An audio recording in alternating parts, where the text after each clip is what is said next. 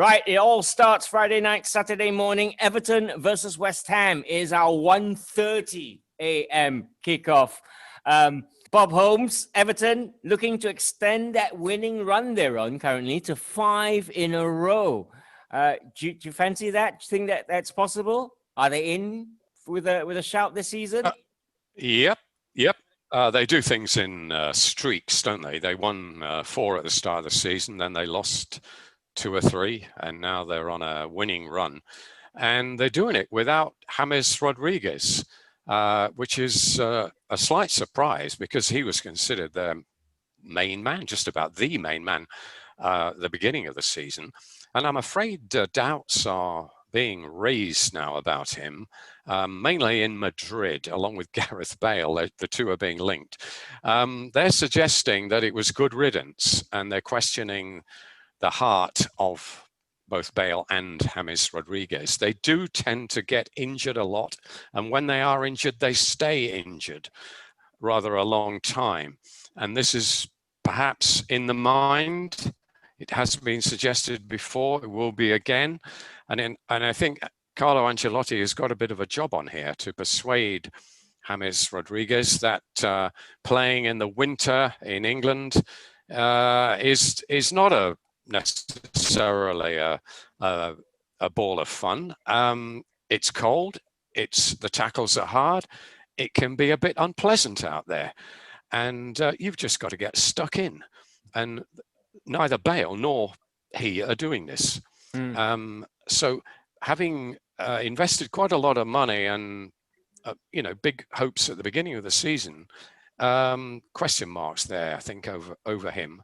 And as there have been throughout his career, he's made big moves and he's not quite delivered. So, well, I hope I'm wrong, but I just wonder. But Everton they're showing that they are a team. Calvert-Lewin is not scoring every game now, but they're still winning. And they're on a roll. And I think they're playing good football. And Ancelotti is a shrewd customer, and I think that they're going to have a successful season. I think, definitely, whatever happens to James Rodriguez. West Ham, Des Corkill, come into this match in 10th position. David Moyes has taken a lot of stick, but I think Arvin pointed out in one of the previous shows, this is probably his best stint as a manager for a long, long time at West Ham. Best stint as a manager since Everton. He's going back to a team who he set up in a very similar kind of way. Everton are still celebrating their 2nd title of the year, by the way, so I expect a bit of a come down at some stage. He's still digging at them. But West Ham, you know what? I probably have got to change my mind about West Ham. I was convinced that they would dire and would go right down to the bottom after a couple of early wins. They have carried on. They've got that a little bit of buoyancy and confidence about them. They are scoring a reasonable number of goals. They're showing resilience. Their first half performance against Brighton, for example, was woeful, but then they came back twice to equalise. Both horrible efforts, but very Moyes Everton style. Yeah, exactly. I can maybe see West Ham doing a Moyes Everton or Moyes West Ham doing a Moyes Everton on the Ancelotti Everton, if that makes any sense whatsoever. I fancy West Ham to upset Everton's title celebrations. All right. Well, that one is 1:30. That one kicks off. Everton against West Ham. Manchester United take on Aston Villa at 4 a.m. on Saturday. Arvin Sidhu, United looking to extend their unbeaten record in the Premier League to 10 matches. They are on a good run under Ole Gunnar Solskjaer. Are you surprised that do you think he's turned the corner? As he seems to have rediscovered some fighting spirit. Question, we talked about whether genuine Premier League challenges. I don't think that's something that we can define yet. But clearly, this is all kind of building up towards January 17th or maybe January 18th, our time, isn't it? When Man United go away to Liverpool. It would be 1 year since United has lost away from home. That's whatever you say about Ole, that's an incredible record. But he's going up against a Villa squad who are punching above their weight and doing really well as well. So if there was a game this weekend, besides the Tottenham Leeds game, for obvious reasons that I would say, this would be the game of the weekend as well, because this has got two teams who are right on good form right now. But again, United, when I looked at that game when they won against Wolves, again, for me, since Bruno Fernandes has come into the Premier League, there's no better player. The amount of goals and assists that he's involved in, that glorious pass that he gave. Yes, Rashford, it took a deflection, no doubt. But without that pass, it doesn't work. Yep. So for me, Bruno Fernandes, best player in the Premier League since he's arrived. Now, Bob, too much reliance on one player. What if the hamstring twangs this weekend and he's out for 6 weeks or something like that? They're up the creek, aren't they? Oh, you're talking about Bruno Fernandes. Yeah, now. exactly. Well, yes, I agree. I think he's the player of the year, isn't he? Player of last year. Definitely. If there's a vote on it now, I think he would win it. He has carried United. And don't forget, they were, when he joined, they got hammered by Liverpool, well, hammered 2-0, but it was a hammering. And, they were all over the place. And he was the sort of lone star. He kept their heads above water. And then this season, he's really flourished. So they couldn't afford to lose him. No, it would be an even bigger blow to United, I think, than what Van Dijk's injury has been to Liverpool. He was considered indispensable, but they've managed to cover for him. I don't think that United have got the resources. They've not got anybody who can step into his shoes. But that doesn't mean they're going to buy somebody in January, because it hasn't happened yet. But they don't have cover in that position. They've got to wrap him in a bit of cotton wool, I think. Absolutely. Wouldn't Paul Pogba come into the category of somebody who might be capable of stepping up if he got his attitude right? Different type of player, though, isn't he? Yeah, but he should be doing what Fernandes has been doing. Yeah, this has been my agreed. read all along. He's playing a nice little Scott McTominay kind of role at United, Pogba at the moment, which is great, except he costs 90 million quid and McTominay costs nothing. Yeah. So, but Pogba, if you spend 90 million quid, I think you're expecting a little bit more. All right. Oh, absolutely, yeah. Also, 1 point can I say, if Villa win their 2 games in hand, they go second. Exactly. Let's not write them off. I was just going to say, opponents Villa come into the game in 5th position, Arvid. Are we surprised at how well? I mean, last year they were only fighting relegation at the beginning of the year, weren't they? They were, but no, it's just down to recruitment, getting it right. Dean Smith has done a lot, but he, for me, one of the best right backs in the Premier League as well. Konsa has come in at centre back, shows that they've got a partnership there. There's a less reliance on Grealish. Grealish has stepped up his game, but there's a lesser reliance on him. And Ollie Watkins bangs in the goals, and Martinez in goal. So it's all been down to recruitment, and they've been able to get it right from the start because they identified what they needed and they went out and got it. So no surprises there. But yeah, they've been playing some good stuff as well. And so for me, this is a game that I really look forward to this weekend. Yeah, Bob, Aston Villa this season, maybe they're not surprising because they've got a team of good players. And we said at the start of the season, their recruitment's really good. And now it's showing, it's bearing fruit, right? Yeah, absolutely. They are, I think they've shown a few clubs up, haven't they, in how to get players that will automatically, immediately fit into the way the team plays. Great research done. And but don't forget that Tom McGinn has also played a big part, and he was missing for much of last season. He's a key man in midfield, and he was injured, and they missed him badly. That's why they went down and had to fight a relegation battle. But the way Barclay in particular, although he's out at the moment, the way he's fitted in, he has an almost telepathic understanding with Jack Grealish. They played together for England, but not barely played a game, I think, before he joined. So I don't think there was too much that developed there. But they seem to click immediately. And the balance of the side is right. I mean, they got the spine right. They got a decent goalkeeper for a start. Yeah. Probably Arsenal's best keeper. Very, very solid. Emi Martinez, been at Arsenal for 10 years, under the radar, hardly played in the first team. And yet we saw when he came in for Leno, what a great keeper he was. And I was amazed that they let him go for 20 million. He's been outstanding for Villa. When you've got a guy like that at the back, one of the best keepers in the Premier League, I would say, this season. It gives great confidence to a side. So all the way through, they've got good players. And Ollie Watkin from Brentford, I mean, championship pedigree, you know, there's going to be doubts about him, but he's taken to it like a duck to water as well. So, you know, full marks to Dean Smith there. Brilliant stuff. Man United versus Aston Villa. It's a Saturday 4 a.m. kickoff.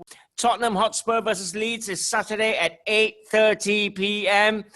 Tottenham's match in midweek against Fulham on Thursday was called off, Arvin Sidhu. So they're going to come into this one fresh. But your lot, Leeds, come into this one off the back of a 5-0 win, which has got to be great. Yeah, Tottenham got 6 days rest. Jose was unhappy with the postponement because of how late it came. He made a comment of it being the best league in the world, but you need to get your coordination of these things right.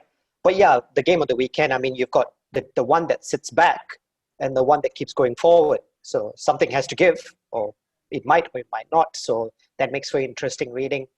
But yeah, Leeds have got the second most shots in the Premier League after Liverpool. You would expect them to kind of shoot on site against Spurs, but Spurs on the break. We've seen Kane, we've seen Son, what they can do. Leeds have to be careful here. They cannot commit too much forward. But Bielsa, knowing Bielsa, that's the way he does it. So it's going to make a very interesting meeting. If anything, this game is going to be on the knife edge for me because anything could happen. Leeds could outrun Spurs players. Eric Dyer has played every game, including cup games for Spurs. He's not had any rest. Jose has come on and said Tango and Ndombele can't last 90 minutes. So those are things that Leeds probably will try and look at exploiting if they can outrun Spurs. But then again, Spurs have had that rest. So yeah, like I said, very interesting reading for this one. Strangely, on a little dip of form at the moment, are Jose Mourinho's Tottenham, Des Colgill. Who do you fancy this one? Do you reckon there'll be goals? Will it be VAR tainted? Almost certainly. I can see Mourinho sprinting on and crossing for the winning goal in the 104th minute because this one has controversy written all over it.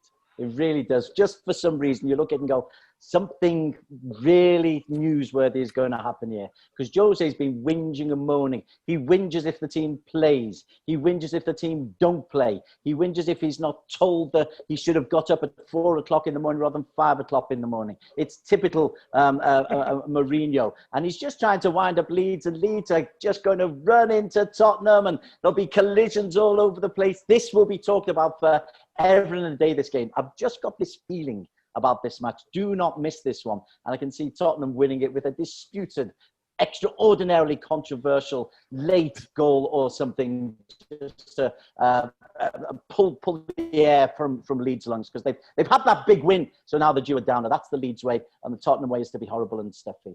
How about that for a prediction? We'll hold you to that, Des. We'll hold you to that. Bob, Des has set us up nicely for a 0-0, hasn't he? Absolutely. I don't think I'll even bother watching it now. Nothing to see there. You wait and see. I've got a feeling in my bones about this. But yeah. this is the well, kind Tottenham, of game... they'll certainly want to play. Yeah. We often accuse Bielsa, Bob, of maybe being too gung-ho. Do you reckon this is the type of game where he needs to sit back a little bit? Well, they weren't gung-ho. They kept 2 clean sheets, you know, and they weren't gung-ho in the last couple of games. He knows how to defend. He does this because he believes it's the best way to win. And I mean, if only a few more managers were like that, you know, football would be even better. Perhaps he should have a beer with Mourinho and, you know, see what they come up with in a brainstorming session. No, I mean, they can defend. I mean, Calvin Phillips, I mean, they've got one of the best defensive midfielders, shielders of the back four in the game. I mean, I think he's up there with Declan Rice. I think he could well be number 1 choice for England. I mean, he's a superb player, superb reader of the game. So Leeds are very physical. They're very fit. So they can get about the field. They cover more kilometers and it's, you can say kilometers, than just about anybody else in a game. So they're not an easy touch at all. Having said that, I mean, Spurs do have the rapier-like strike force of Son and Kane, but you know, I think Leeds can give Spurs a really good game here, and it will be a test for that Spurs defence. You mentioned Dyer. Yes, I think he's due a rest, and you've got fullbacks who can be a little bit dodgy, Aurier and Davis if he plays. So Spurs are far from watertight, and Mourinho will be incandescent if they don't get 3 points here, because he's looking at playing, thanks to the backlog of fixtures, he's looking at playing 7 games in 16 days in the coming weeks. So he won't want to be passing up points at this stage. They've had a little blip, but I think this will be a very, very interesting game. All right, it's the early kickoff on Saturday. Tottenham against Leeds is Saturday at 8:30 p.m.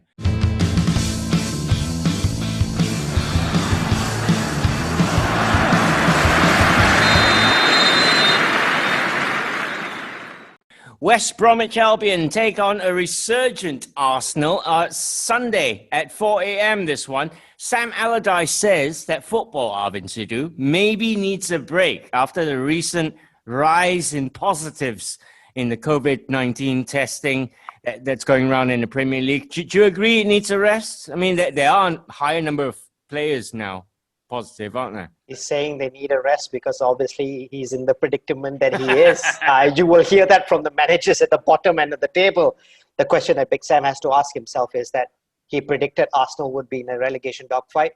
He's going to need to perform against Arsenal this week. The question Big Sam needs to ask himself is, will he leave his 2 best attackers like Matheus Pereira and Filip Krajinovic on the bench like he did against Leeds? That's the questions that Big Sam needs to ask himself.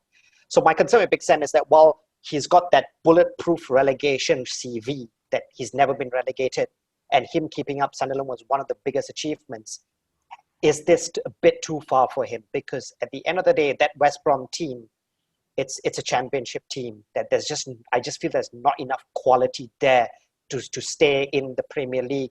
Conor Gallagher helps them out, but when you have your left backs like Gibbs getting injured, Connor Townsend out, and you bring Lee Peltier in, it doesn't bode well. So Big Sam's got a lot of questions I think he needs to ask himself, but he's just saying that because he wants, obviously, the fixtures to be moved, so he spends more time with his players and drills them down to what he needs them to do.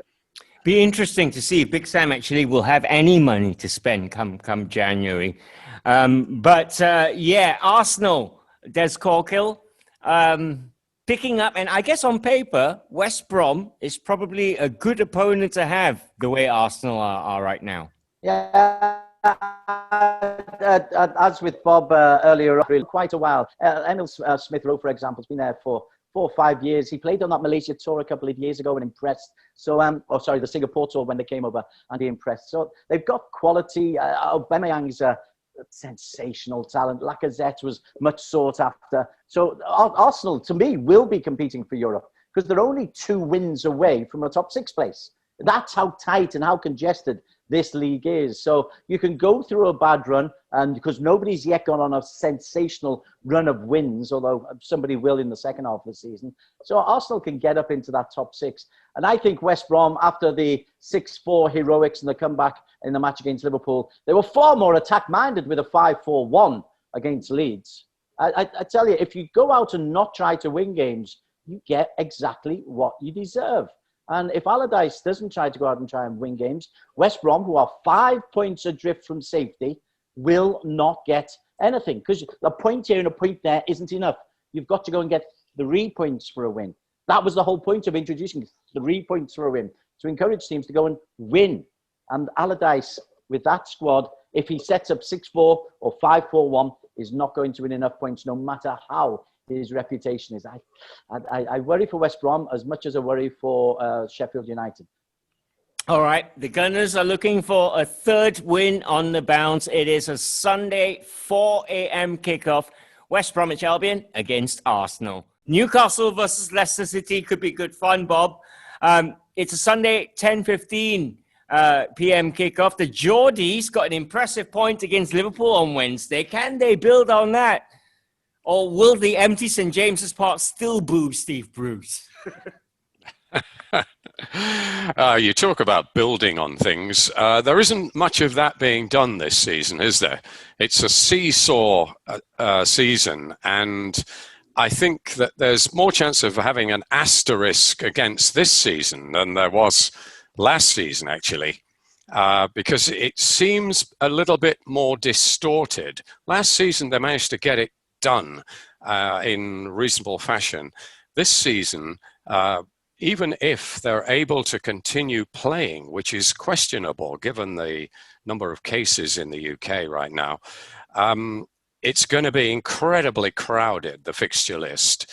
And there's going to be even stranger results, I think, coming.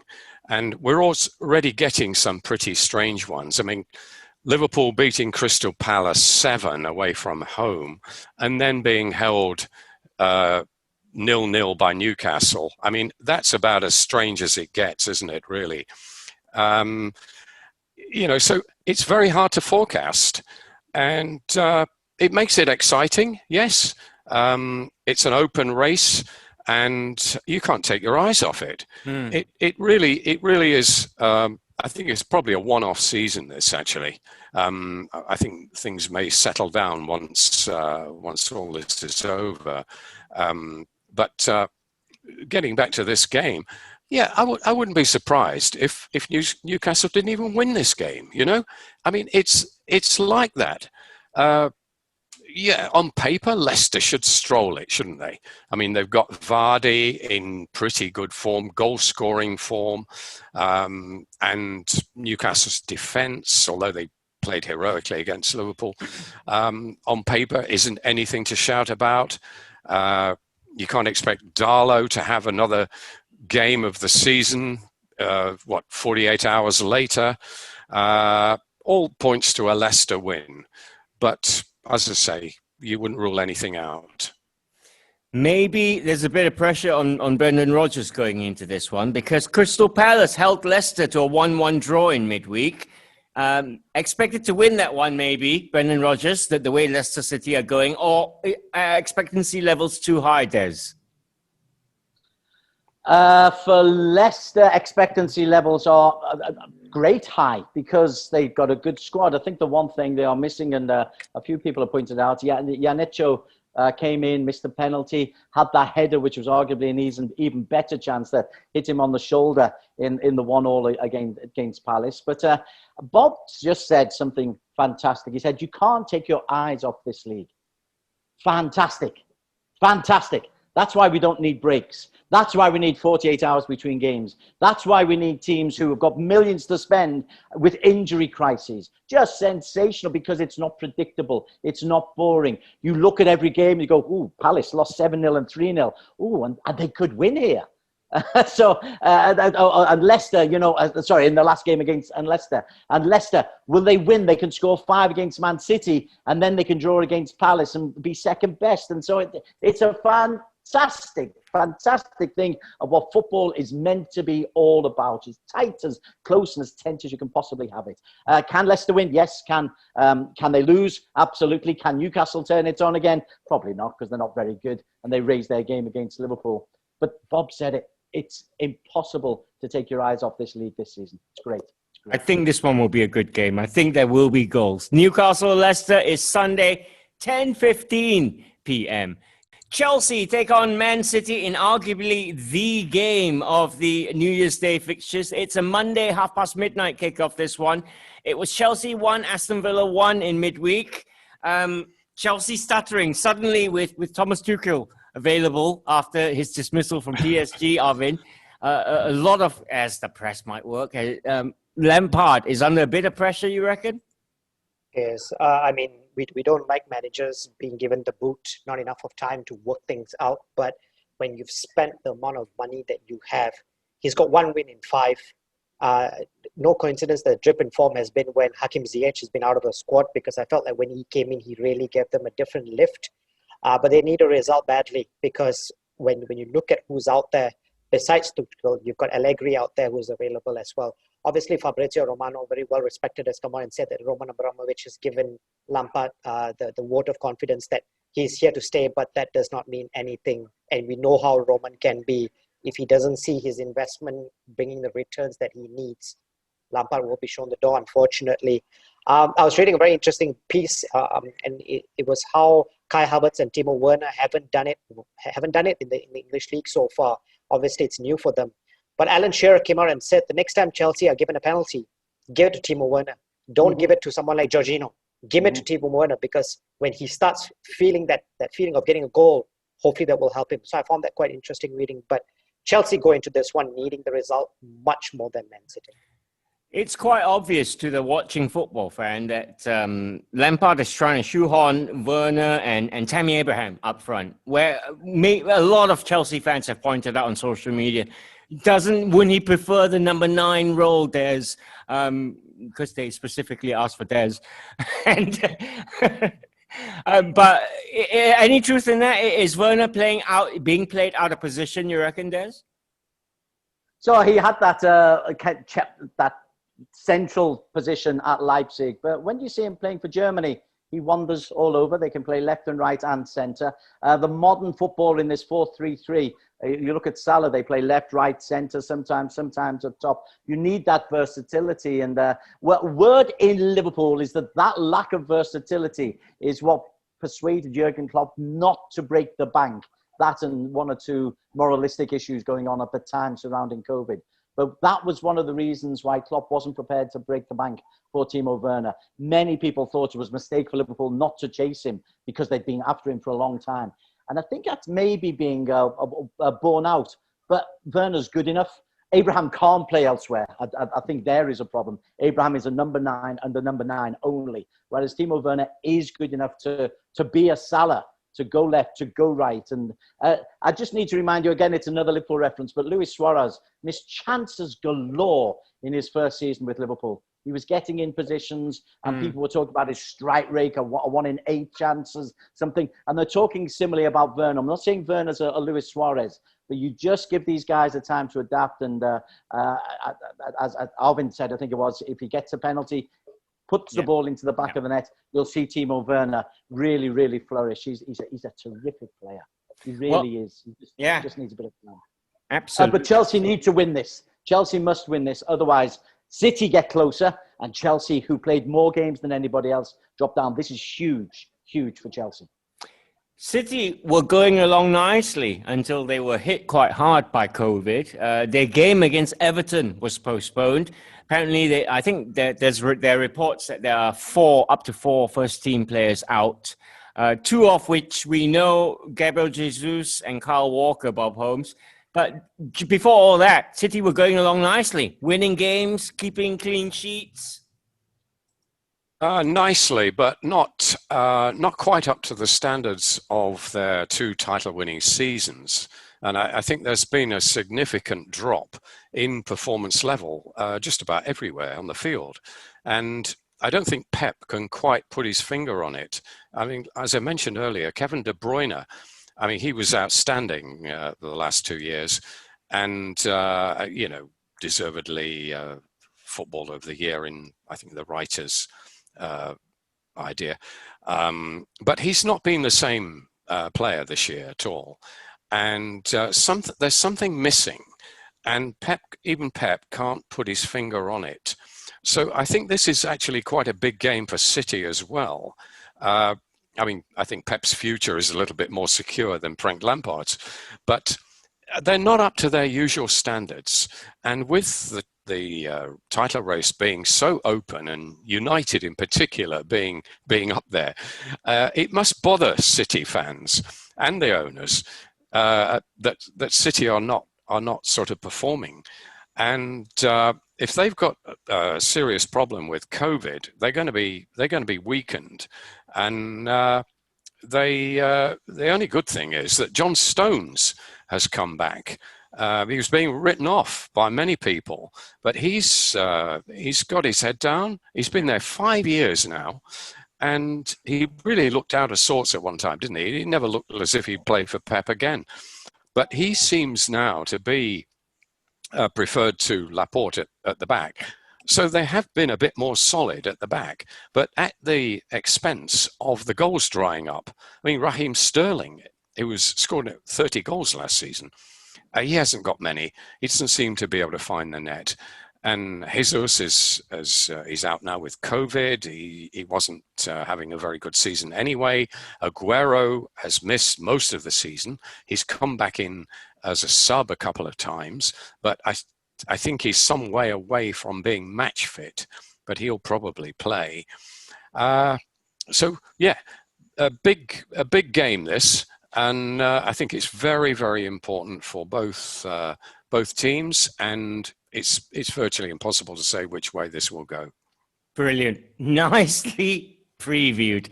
Chelsea, Man City, then Monday, midnight. That one kicks off.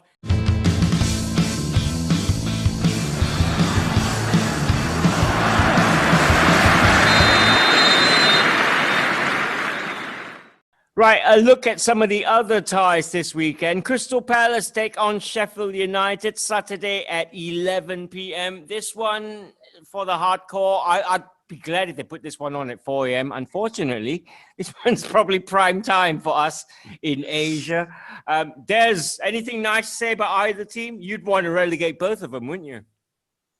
So this is the kind of game that makes the idea of a breakaway league palatable. I'm very much against it, but this is exactly what the big clubs are saying. You put this on in prime time in Asia, you do this 20 weeks in the year, and people will not pay their subscription fee. And that is the truth of the matter. And so the Premier League have done superbly to actually package themselves as a collective. There is a duty of care for teams to try to go out and win games of football. I get stick from that on this place and online, but there's an absolute duty of care. If I am paying you good money, you damn well better entertain, not just me, but millions around. And if millions stop paying, you're in big trouble. Palace try and attack. Sheffield United try to work their way out of football, try to make this at least something of an occasion. Otherwise, European Super League, here we come. And we don't want that. Palace are on a 5-game winless run in the Premier League. Sheffield United have picked up 2 points from 16 Premier League games this season. 0-0 written all over it. No, 1-0 Palace win. Saturday, 11 p.m. that one. Brighton against Wolves might provide us with a bit more excitement. Nuno Espirito Santo's men have already faced Tottenham, Man United since Christmas. This one might be a welcome opponent for Wolves. Do you fancy them in this, Bob? Yes, I do. I mean, Wolves have actually played well the last couple of games.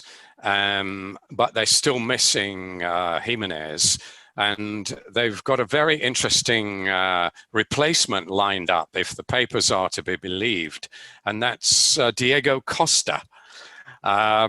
He's been released from his contract at Atletico Madrid, and he doesn't need any introduction, does he, in the Premier League? I'd absolutely love to see him back. I think he's a great character. And he's not a bad player either. And he's probably just what Wolves need, that physical presence to spearhead their attack. I think it would be fascinating to see him. And but even without him, they won't have him tonight anyway, whatever happens. But even without him, I think that Wolves should beat Brighton. I fear for Brighton. One home win in the calendar year. Yeah. One home win. I don't know how they managed to stay up. I mean, they eked out draws, but draws, Des said, draws are no good, not in their situation. And with the likes of Fulham showing a bit of fight, and Burnley and Big Sam arriving on the scene, it's a dogfight down there. And I don't know whether Brighton have actually got it in them to stay up. They need a win here, and they're going to struggle. All right. Well, each of the last 3 between Brighton and Wolves have ended up in draws. Burnley versus Fulham is Sunday at 8 p.m. The Clarets and the Cottagers have both shown signs of improvement, Arvin Sidhu. Burnley, I guess we always knew they've got the Premier League pedigree now, whether or not Des likes their football. But Sean Dyche has got them working 100%, full pelt all the time. Do you reckon Fulham can up their standard? Scott Parker's improved them. I mean, he's literally changed their entire back four. Ola Aina, Joachim Anderson, Tosin Adarabioyo, they've come in. They look more secure than they did at the beginning start of the season. Obviously, they need to score going forward. That's been a bit of a challenge because I think he's got a bit of a conundrum with how to get the most out of Mitrovic, who was banging in the goals in the Championship last season, but not really at the Premier League quality. But to give that some hope, Burnley are going into the game with potential new ownership. I think ALK, the American consortium, 170 million, potentially going to be fully in charge by then. The current chairman is moving out as well. It's a new era for Burnley. Maybe Sean Dyche will be given a little bit to spend and could maybe make this team a bit more attractive than they are because they are threadbare. I mean, really, they're against, when they played Sheffield United, I looked at their bench. They had 2 goalkeepers on their bench, 4 defenders, because they clearly couldn't fill it up. So interesting new era for Sean Dyche if it changes anything of what Burnley represent. 170 million for a club is good money. I'd buy 2, please. I'll have 2 of those. All right, Southampton versus Liverpool is Tuesday at 4 a.m. The Saints drew 0-0 with West Ham on Tuesday. Liverpool drew 0-0 with Newcastle on Wednesday. We're set for a 4-4 draw, Des.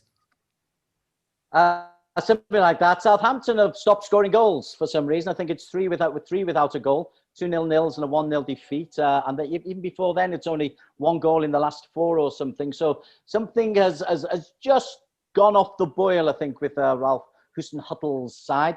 They were being very, very highly touted. They got up as high as 3rd in the table.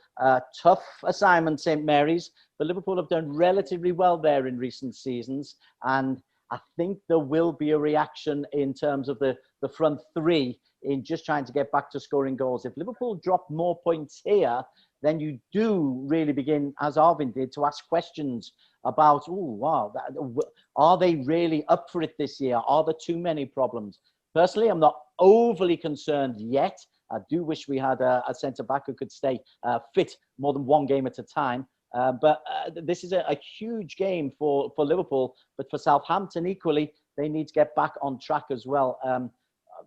This one, I'm relatively confident for Liverpool, but it could so easily go the other way. Yeah, well, worth getting up at 4 a.m. because you just know Thiago, Bob Holmes, is going to be given more minutes on the pitch. I'd wake up at 4 a.m. to watch that. Absolutely, yeah. I think it's really exciting that he's back. I was excited when he signed. He brings something different to the midfield, which was for all the deserved plaudits that they got. Henderson, Wijnaldum, and whoever else was playing there, Milner, sometimes could be a little pedestrian. That was a criticism of them. And sometimes, they were just plugging away and relying on the brilliance up front to nick a goal just before the end of a game or something, which they always seemed to do last season. They're not quite managing that this year, which has obviously contributed to the fact that they're not running away with it, that and VAR. But to have 3 centre-backs, one after the other, and then one to come back and then get injured again, it makes you think there's some kind of jinx on that, on the number 5 shirt, doesn't it? Although number 5 shirt is actually Wijnaldum's. But in old money, it was a number 5 shirt. Des knows what I'm talking about. Proper number. Yeah, exactly. Yeah. 1 to 11. 5 and 6 central defenders have always been. Yep. This is pretty important. Nat Phillips didn't really cover himself with glory against Callum Wilson, did he? In that game, I think Reece Williams might get the nod for this one. It'll be interesting to see, and they'll be up against Danny Ings, who did manage to find the net last week, but it was disallowed. But again, he showed his poaching ability, didn't he? Yeah. And sometimes you wonder if Liverpool actually could have used that in 1 or 2 games this season. So big game for both teams, as all these matches are. I mean, we've gone through the entire fixture list here, and we've said each one is a vital games. That's the beauty of this season. As a Liverpool fan, I'm sick and tired of Southampton poaching Liverpool's best players. We've taken about 7, and they've only taken 1, right? Or 2. Poaching. All right, that's your lot. That's match week 17. We all wish you a happy new year. Many thanks to Bob Holmes, to Des Corkill, to Arvin Sidhu. And it's a happy new year, everybody. Bye-bye.